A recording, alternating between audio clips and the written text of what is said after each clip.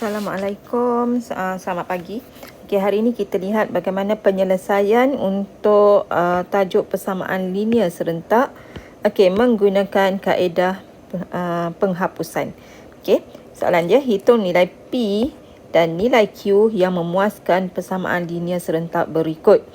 Okey, jadi cikgu nak kita selesaikan guna kaedah penghapusan. Awak boleh guna kaedah penghapusan atau penggantian. Tetapi untuk kaedah matriks, jika dia nyatakan anda tidak dibenarkan menggunakan kaedah matriks, maka tidak boleh menggunakan kaedah matriks. Okey, so jadi cikgu nak tunjuk macam mana selesaikan guna kaedah penghapusan. Langkah pertama kita lihat dia punya perkali di sini. Okey, perkali di sini 2P dengan 4P. Okey, ataupun yang ini 3Q dengan Q, negatif 3Q dengan Q. Okey, kita boleh pilih mana-mana soalan, mana-mana pun boleh ubah yang kita nak samakan perkali, nak hapuskan, sama ada nak hapuskan P atau Q. Jika nak hapuskan P, maksudnya nombor ini 2P dan 4P ini kena bagi sama. So maksudnya yang ini perlu didarab dengan 2 supaya dia jadi 4P. Okey, jadi kita darabkan persamaan pertama dengan 2. So maksudnya bila kita darab dengan 2, semua sebutan di sini mesti didarabkan dengan 2.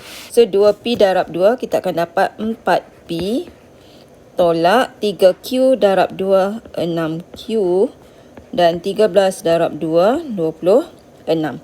Okey, persamaan yang kedua ni, yang bawah ni kita salin semula. 4P tambah Q sama dengan 5. Okey, sekarang kita dapati dia punya persamaan ni dah sama. Contoh ini 4, 4. So, 4 ini yang kita nak hapuskan. So, jadi kita kena lihat, hapuskan maksudnya nak jadi kosong. Contoh 4P dengan 4P. Nak hapuskan maksudnya nak jadikan dia kosong P. So kita perlu tolak. Okey, cara awak nak ingat, kalau simbol perkali ini, nombor 4 ini simbolnya sama, maka kita kena tolak. Kalau simbolnya berlainan, contoh kita ada 4P dengan negatif 4P. Okey, yang ni satu positif, satu negatif. Kalau macam ni, kita kena tambah. Okey, so yang itu kena ingat. Okey, sekarang kita nak selesaikan yang ini.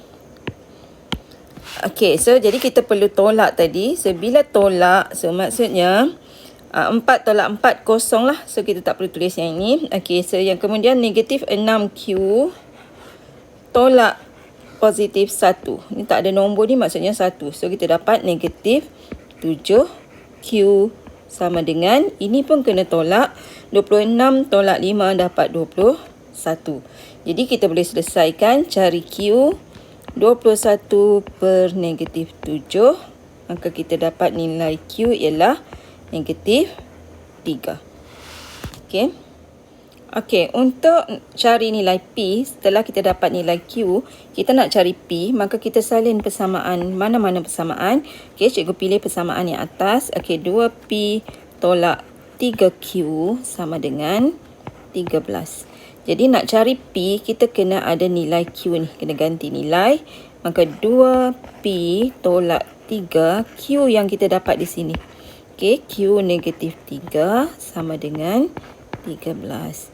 Maka kita ada 2P. Ini boleh permudahkan. Darabkan. So dapat 9 sama dengan 13. 2P. Ini dah tajuk persamaan linear lah. Basic 13 tolak 9 dapat 4. Maka P adalah 4 bahagi 2. Okey, so ini tak tulis pun tak apa cara dia. Tapi awak kena bahagi. Okey, so jawapan dia P sama dengan 2. So ini satu jawapan. Okey, markah diberi menyamakan perkali 1 markah. Jawapan Q 1 markah.